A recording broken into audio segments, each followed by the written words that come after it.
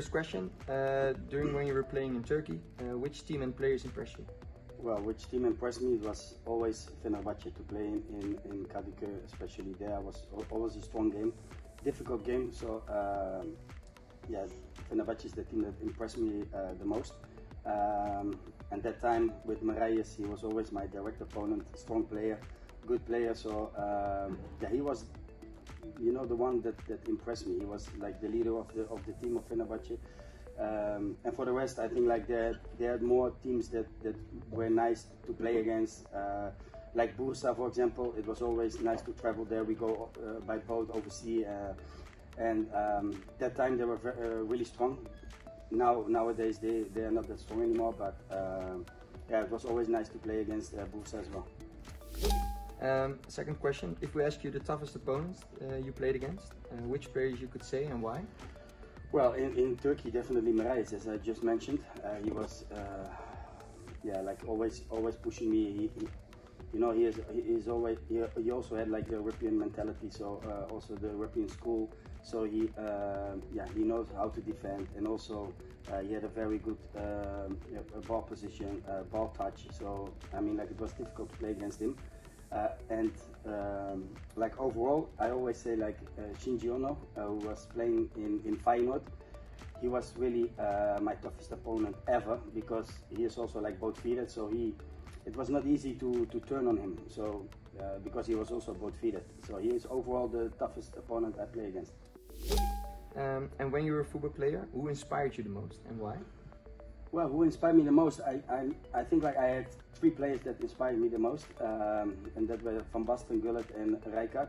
The moment they were playing in of course for the national team in '88 when they won the title, and that time they were playing for AC Milan altogether. So yeah, my room was like full with pictures, posters, whatever of those three players. Not in like in particular one player, but. Yeah, I really like the three of them in a combination. Okay. And in your opinion, which teams displayed a remarkable performance in the UEFA Champions League and Europa League last season?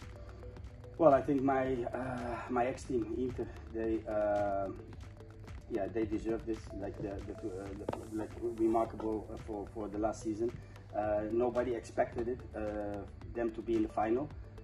But they did a great job in Europe, not that much in the league, but in Europe they were really strong. They really played as a team, and in Europa League I think like Sevilla, you know, who is like the all-rounder of the Europa League. I mean, like they from the last 10 editions they were like 5 times, and they've won it 5 times. So I mean like they are really like the title holders for the Europa League. So.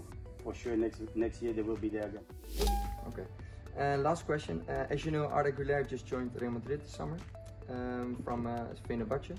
What do you think about his performance, and how do you think that he fits in Real Madrid's team?